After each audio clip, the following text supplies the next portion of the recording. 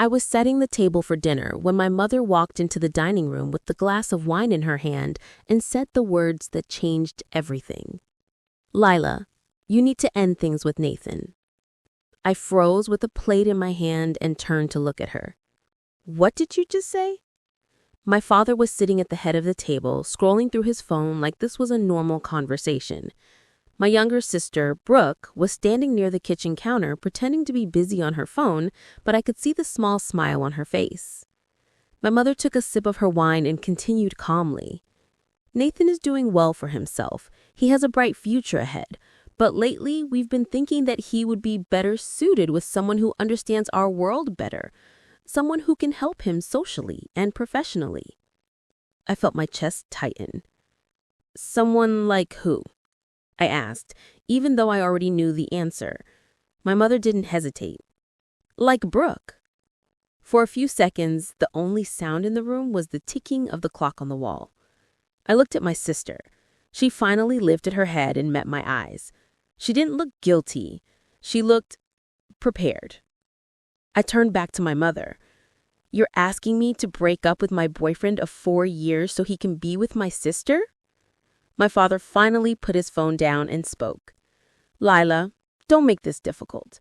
Nathan has potential, but he needs the right partner.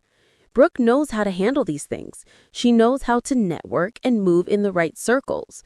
You've always been too focused on your own little world." I felt something break inside me. Welcome back to Polite Revenge Stories. Quiet stories about ordinary people who stop apologizing for taking up space. If you've ever watched your own family try to hand your boyfriend over to your sister because they thought she was better for his image, this one is for you. Drop a comment right now and tell me where you're watching from. I read every single one. My name is Lila Bennett, and this is the story of how my parents tried to give my boyfriend to my sister for status, and how years later, karma made sure they paid for it in the worst way possible. I had been with Nathan for 4 years. We met during our final year of college in Austin. He was studying business and had big dreams of starting his own company one day. He came from a middle-class family and worked extremely hard. My parents never really liked him. They thought he was too average for our family. But I loved him, and I thought, despite their disapproval, they had at least accepted our relationship. I was wrong. I looked at my mother, feeling completely numb. "So you've already discussed this with Nathan and Brooke?" My mother avoided my eyes. "We've had a few conversations. Nathan understands that sometimes these decisions are necessary for long-term success.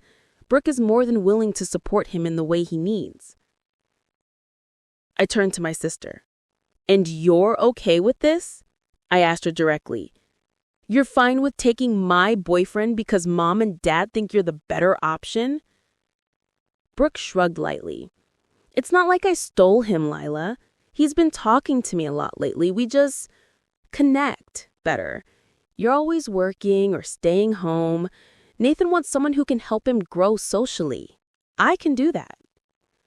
I felt like the air had been sucked out of the room. I looked at my father one last time. "You're both really okay with this?" I asked quietly. He didn't even blink. "It's what's best for everyone, Lila. You'll understand when you're older." That was the final blow. I didn't scream. I didn't cry. I simply nodded, placed the plate I was holding back on the table, and walked out of the dining room. I went straight to my room, grabbed my bag, and started packing some clothes. My mother followed me inside. "Lila, don't be dramatic. We can talk about this like adults." I zipped up my bag and turned to face her. "There's nothing left to talk about," I said. "You already decided everything without me. You want Nathan with Brooke? Fine. But I'm not going to sit here and watch it happen." My mother's expression hardened. "You're being selfish. Nathan has a future. If you actually loved him, you would want what's best for him." I picked up my bag and walked past her. "I did love him," I said. "That's why I stayed with him for 4 years. But clearly, none of you ever cared about what I wanted." I walked down the stairs, past my father and Brooke, and straight out the front door. As I drove away from the house that night, my hands were shaking on the steering wheel. I didn't know where I was going. I just knew I couldn't stay there anymore. That night, sitting alone in a small motel room, I realized something that hurt more than anything. My own parents had tried to trade me for status, and they didn't even feel bad about it. I drove for almost an hour without any real destination. My hands were shaking so badly that I had to pull over twice. Every time I thought about my mother's calm voice telling me to give Nathan to Brooke, or my father's cold agreement, I felt like I was going to be sick. I eventually checked into a cheap motel on the outskirts of Austin. I didn't even bother unpacking. I just sat on the edge of the bed in the dark, staring at the wall. My phone kept ringing. First it was my mother, then my father, then Brooke. I didn't answer any of them.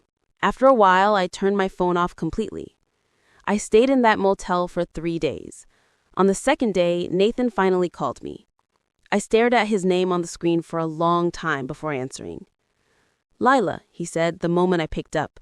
His voice sounded strained. "Where are you? Your mom said you left the house." I let out a tired laugh. "So she told you I left, but she didn't tell you why?" He was quiet for a second. "She said you were being difficult about something, that you got upset and walked out." I closed my eyes. Of course she did. "Layla, what's going on?" he asked. "Your mom and Brooke have been acting weird. And your dad, he barely even looks at me when I come over now." I took a deep breath. "They want me to break up with you, Nathan. They think you'd be better off with Brooke." There was a long silence on the other end. "What?" he finally said. "That doesn't even make sense." "They said you have potential, but I'm not the right person to help you socially. Brooke is, so they want me to step aside." Nathan was quiet again. This time, the silence felt heavier. "Did they talk to you about this?" I asked. He hesitated. "Your mom brought it up once. She said Brooke and I get along well and that sometimes these things happen for the best. I told her I wasn't interested in that." "But you didn't shut it down completely, did you?" I asked, my voice cracking a little. "You didn't tell them to never bring it up again." Nathan sighed. "Leela, your family has connections. Your dad knows a lot of people in business. I'm trying to build something on my own. I can't just burn bridges like that." That answer hurt more than I expected. "So you're saying you're keeping your options open?" I asked quietly. "No, that's not what I meant." "It's exactly what you meant, Nathan." I ended the call before he could say anything else. That night, I cried harder than I had in years.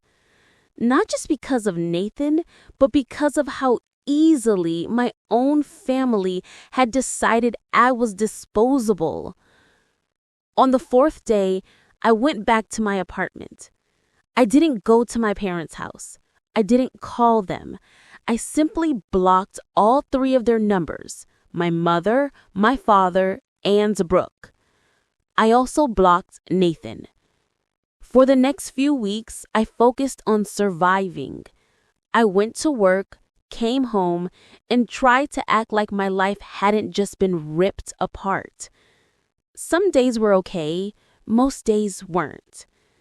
Then one evening, almost a month after I left my parents' house, I received a message from an unknown number. Unknown. "Hey, it's Nathan. I'm using a different number. Can we please talk just once?" I stared at the message. Every part of me wanted to ignore it, but a small, stupid part of me still wanted to know what he had to say. After thinking about it for almost an hour, I replied, "Me." "Fine. Meet me tomorrow at the park near my apartment. 6 p.m. I already knew this meeting wasn't going to end well, but I also knew I needed to hear whatever he was going to say so I could finally close this chapter for good. I arrived at the park 15 minutes early. I chose a bench near the small lake and sat there with my arms crossed, trying to keep my breathing steady. I didn't know what I was expecting from this meeting, but I already knew I wasn't going to let Nathan manipulate me again. At exactly 6 p.m., I saw him walking toward me. He looked nervous.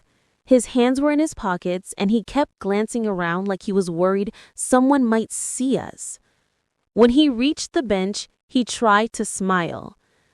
"Hey," he said softly. "Thanks for coming."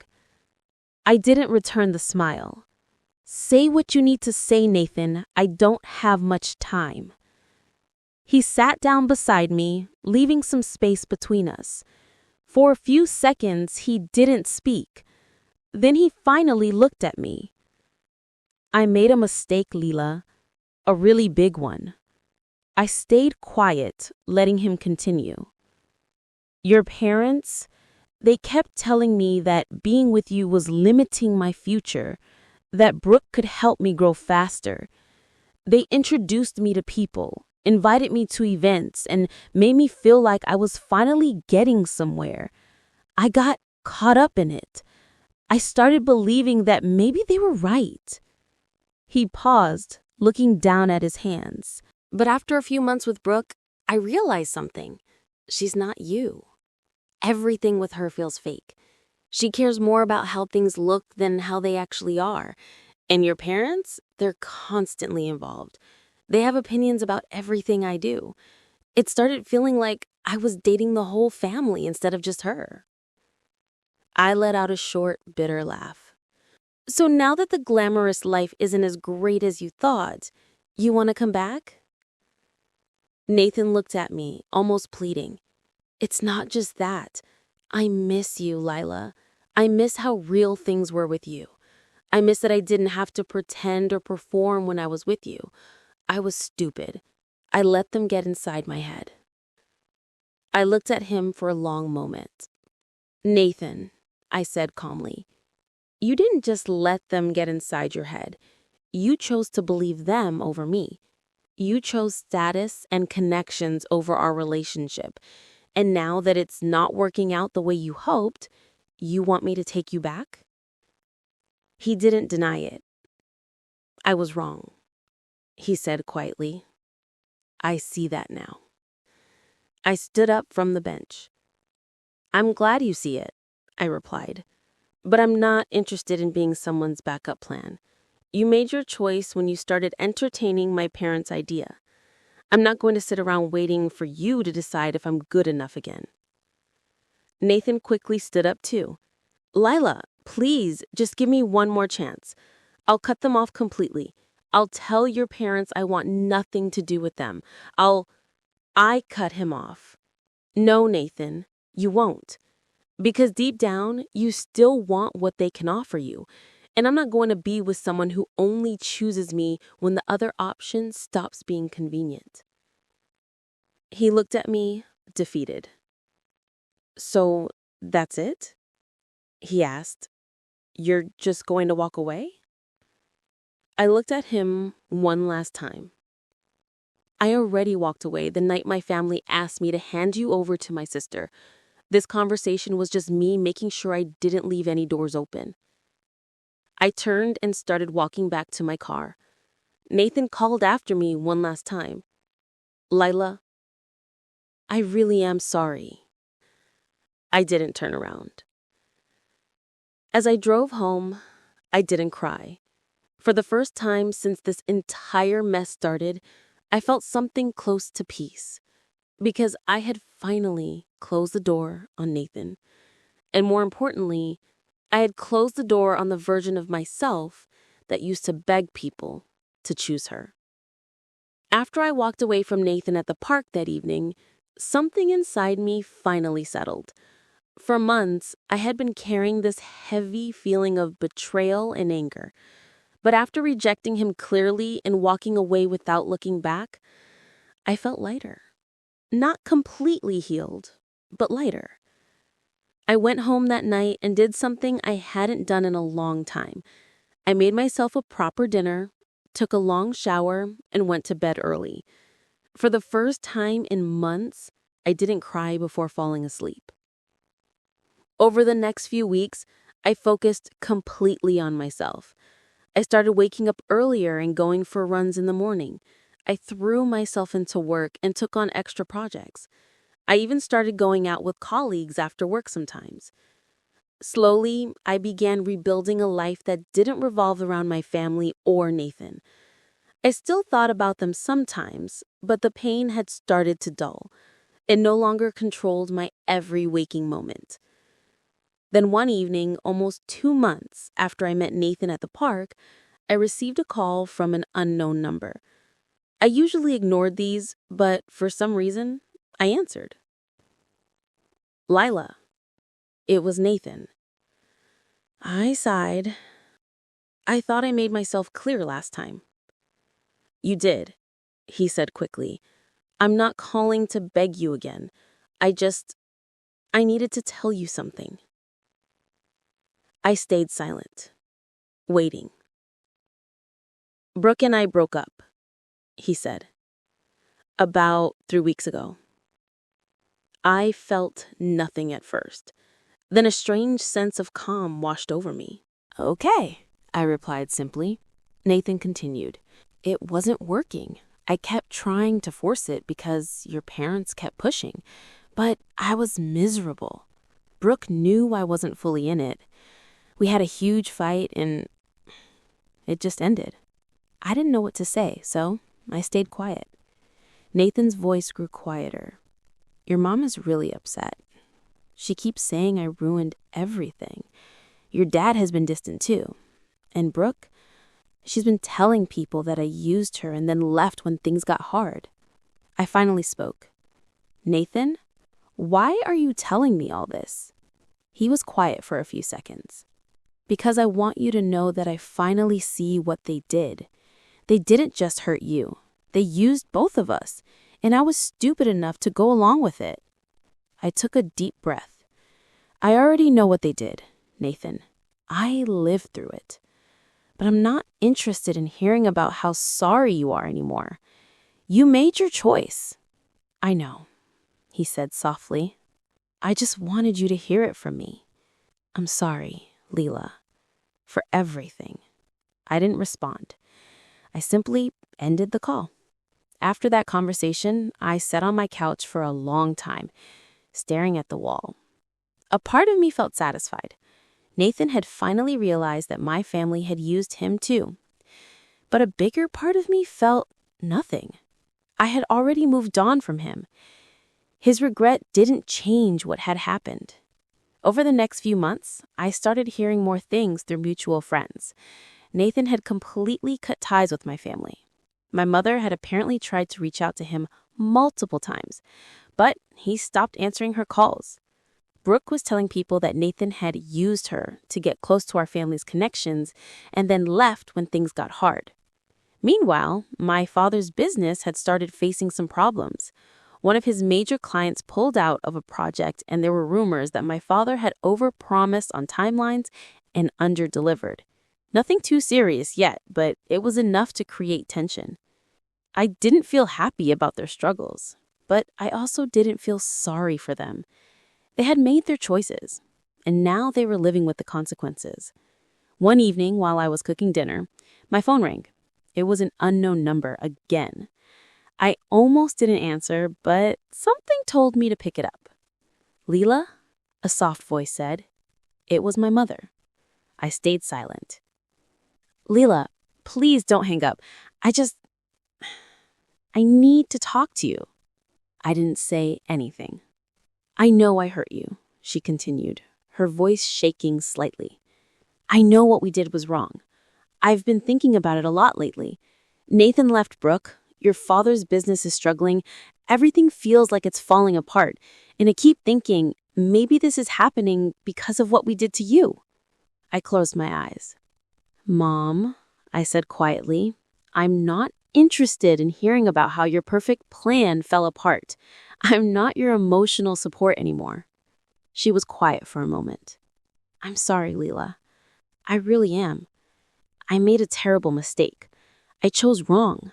I chose Brooke and status over you, and I've regretted it every single day since Nathan left. I felt tears sting my eyes, but I refused to let them fall. It's too late for that now. You didn't just hurt me, you destroyed my trust in this family, and I'm not going to let you back in just because things aren't going your way anymore. My mother started crying on the other end.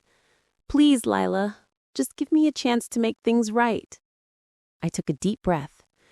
You had 4 years to treat me like I mattered. You chose not to. I'm done waiting for you to finally see my worth. Then I hung up. I stood in my kitchen for a long time after that, staring at my phone. For the first time, I didn't feel guilty for setting a boundary. I felt free. After I hung up on my mother that evening, I expected her to call back immediately. She didn't. For almost 2 weeks, there was complete silence from my family. At first, I felt relieved, but as the days passed, a strange unease started settling in.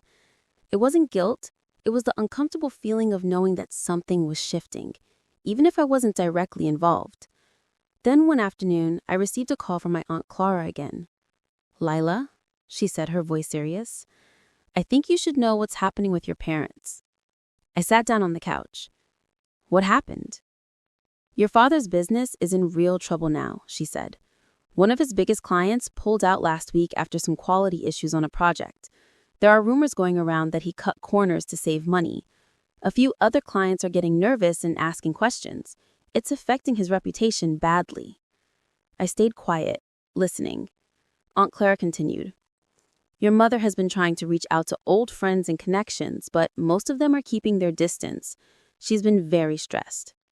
Brooke has also been struggling. She lost her job 2 months ago and has been staying with your parents. Things at home are tense. I felt a strange mix of emotions. Part of me felt nothing. Another part of me felt a small pang of sadness, not for them, but for the family I once thought I had. Is Mom okay? I asked quietly. Aunt Clara hesitated. She's not doing well, Lila. She keeps saying she made the biggest mistake of her life by pushing you away. She's been crying a lot. I think the reality of what they did is finally hitting her. I closed my eyes. I'm not going back, Aunt Clara, I said. Not after everything. I know, she replied gently. I'm not asking you to. I just thought you deserved to know the truth. They're not doing well. After the call ended, I sat in silence for a long time. For years, I had imagined what it would feel like if my family finally faced consequences for how they treated me. I thought I would feel satisfied or even happy, but sitting there on my couch, I mostly felt tired. I didn't want revenge in the dramatic sense. I just wanted peace. And watching them fall apart from a distance didn't give me the satisfaction I once thought it would. Still, I couldn't ignore the fact that everything they had valued, status, connections, and perfect appearances, was slowly crumbling around them. 2 weeks later, I received another call from an unknown number. This time, it was my father. I stared at the screen for a long moment before answering. Lila, he said, his voice sounding older than I remembered. It's Dad. I didn't respond. I know you don't want to talk to us, but I needed to hear your voice. Things have been difficult lately. I heard. There was a pause. Your mother is not doing well, he said. She's been very depressed. She keeps blaming herself for everything that's happened. Nathan leaving, Brooke losing her job, my business problems. She thinks it's all because of what we did to you. I felt a tightness in my chest, but I kept my voice steady. Maybe it is. Or maybe it's just the consequences of the choices you all made. My father was quiet for a few seconds. I'm sorry, Lila. He finally said, "I know that doesn't fix anything, but I am sorry. We were wrong. We should have never treated you that way." I didn't say anything. After a moment, he spoke again. "I know we don't deserve it, but if there's ever a chance you can forgive us, even a little, we would like to see you. Just once." I closed my eyes. "I can't do that right now, Dad," I said quietly. "Maybe not ever. What you all did broke something in me that I'm still trying to fix. I'm not ready to sit across from you and pretend everything is okay." He didn't argue. "I understand," he said softly. "Just take care of yourself, Lila." Then he hung up. I sat there holding the phone long after the call ended. For the first time, my father had actually apologized. Not my mother, my father.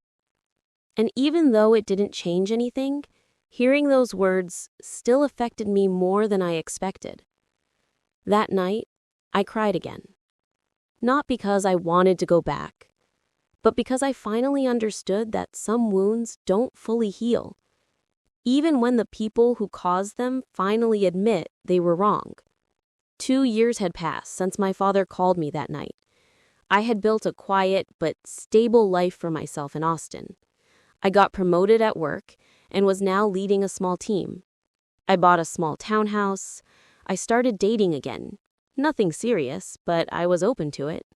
Most importantly, I had stopped checking on my family. I had blocked their numbers long ago and asked Aunt Clara not to update me about them anymore. I thought I was finally free of them. Then one evening, while I was making dinner, Aunt Clara called me. Her voice sounded heavy. "Lila," she said, "I think you should know. Your father's business officially shut down last month." I paused what I was doing. What happened? Things got worse over the past year. He lost almost all his major clients. There were some legal issues with one of the projects, nothing criminal, but enough to damage his reputation completely. He couldn't recover. They had to sell the big house and move into a small apartment. I stayed quiet. Aunt Clara continued. "Your mother has been struggling with her health. She had a minor heart episode a few months ago. Brooke moved out last year. She's living with a friend now. Your parents are alone." I sat down on the kitchen chair. "Why are you telling me all this now?" I asked. Aunt Clara sighed. "Because your mother asked me to. She wanted me to tell you that she's been thinking about you every single day. She said she knows she can never fix what she did, but she still wanted you to know that she's sorry. Truly sorry." I felt a strange tightness in my chest. "I'm not going back, Aunt Clara," I said quietly. "I know," she replied. "I'm not asking you to. I just thought you deserved to hear the full truth. They're not doing well, Lila. And your mother, she keeps saying that losing you was the biggest regret of her life." After the call ended, I sat in my kitchen for a long time. Part of me felt sad, not for the house or the money they lost, but for the family I once had. Even after everything, it still hurt to know they were suffering. But another, stronger part of me knew I had made the right decision by staying away. A week later, I received a letter in the mail. It had no return address, but I recognized my mother's handwriting immediately. I stared at it for almost 10 minutes before opening it. Inside was a short, handwritten note. "Lila, I know you don't want to hear from me. I know I don't deserve your forgiveness, but I needed to write this anyway. I was wrong. I chose wrong. I destroyed our family because I was obsessed with status and appearances. I pushed you away for Brooke and Nathan, and in the end, I lost everyone, including the daughter who actually loved us without conditions. Your father's business is gone. We lost the house. Brooke barely speaks to us. And I am sitting in this small apartment realizing that I sacrificed the one person who truly cared about this family for nothing. I don't expect you to reply. I just wanted you to know that I'm sorry. From the bottom of my heart. Mom. I read the letter twice. Then I folded it neatly and put it back in the envelope. I didn't cry. I didn't feel angry either. I simply felt done. That night, I sat on my balcony with a cup of tea and thought about everything that had happened over the past 6 years. My parents had tried to trade me for status. They had given my boyfriend to my sister because they thought she was better for his image. They had dismissed me, belittled me, and chosen everyone else over me. And in the end, they lost everything they valued most: their reputation, their money, their social standing, and their family. Karma had done its job. But sitting there under the quiet night sky, I realized something important. I didn't need them to suffer for me to feel at peace. I had already won the moment I stopped needing their approval.